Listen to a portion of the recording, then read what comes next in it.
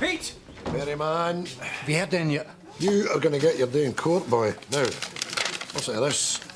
This letter is to confirm that the date of the hearing in the case of McCormick versus Henderson has been set for the 15th October, 12 noon. Jesus, October. This is January. No, that's a good thing, Pete. That gives us time to prepare, you know, build our case. Do you need a lawyer? What for? We've got the two of us. What do you two know about the law? Hey, what do you think we do all day, eh? His house, Skye, Perry Mason, biff! So scoosh! Objection, Your Honour. Eh? Lawyers, that's money you don't need to spend, boy. Aye, lawyers charge by the hour, Pete, you know. See, for a big courty thing like this, a lawyer would set you back a fortune. Fine by me. We rest our case.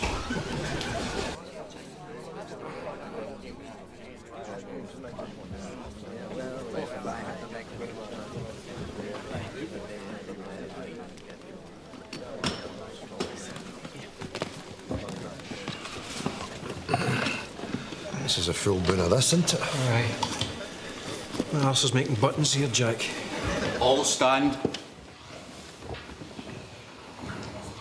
I think you've got to do that, Jack. Jack.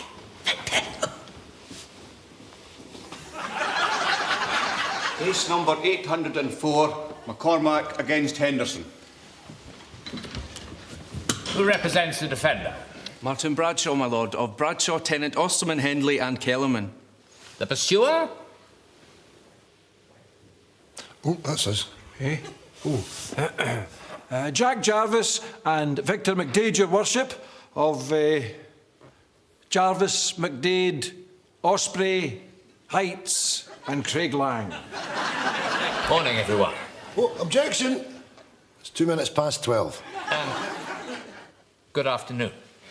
Would the two parties like to present their case? Mr. Henderson, you wear glasses.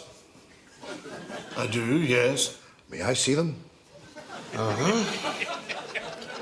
Let the record show Mr. Henderson has handed me his spectacles. Now, could you look towards my learned colleague and tell the court what you see in his hand? From here, no, I can't. I'm sorry. Something brown. Can you put your glasses back on? Certainly. Now, tell the court what you see. It's a beefy bake. This something brown was indeed something. A beefy bake.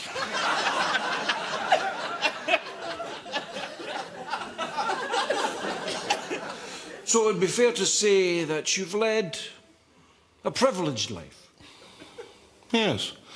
Yes, I would agree with that. Well, he hasn't. His arse is hanging out his trousers.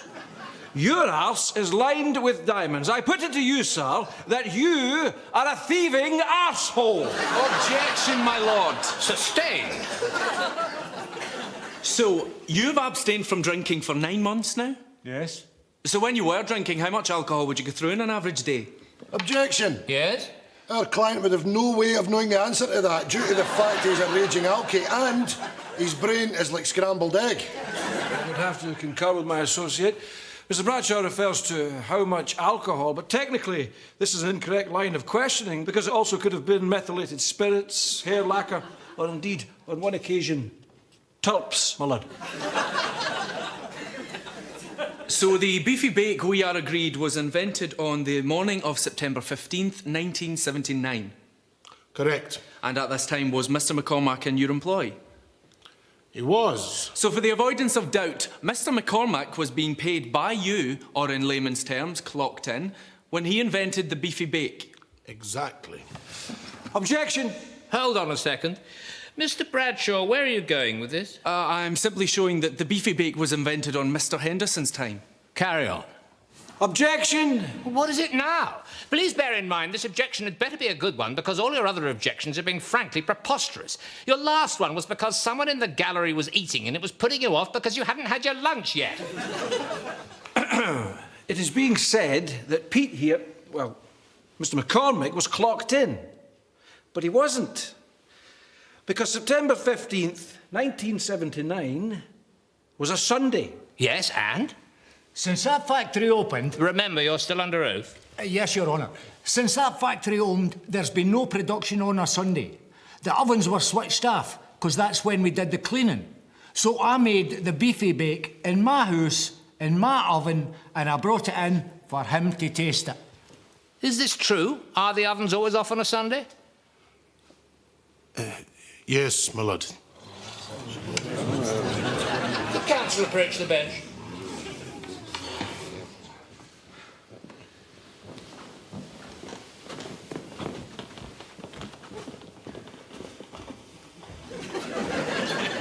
This is like the telly, isn't it?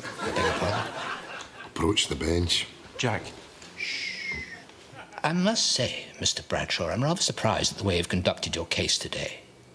You're maintaining this man invented this tasty bake on your time. Beefy. Tasty beefy. Beefy bake, my lord. Whatever. But this thing was in fact invented at Mr. McCormack's home. Your client cannot own a man 24 hours a day. I'm going to call a recess to establish whether or not the date in question was a Sunday. If it was, believe me, it will be pivotal and not in your client's favour. So, if it was a Sunday, that's a kick in the balls for them, isn't it?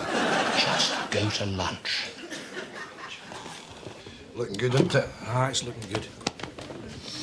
What's the judge is going to say? Well, it's going to be a settlement, isn't it? 10 grand, 100 grand. I really don't know. You've seen the setup in there. It's going to be serious. All stand.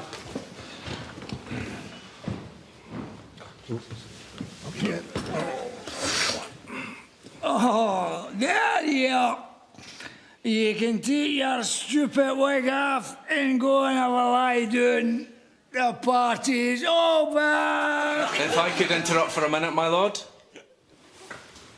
During the recess, my client and Mr. McCormack managed to come to an amicable arrangement and are pleased to announce we no longer need to trouble the court with this matter. Oh. Are you happy enough with this settlement, Mr. McCormack? Happy as a gypsy's dog with two cocks.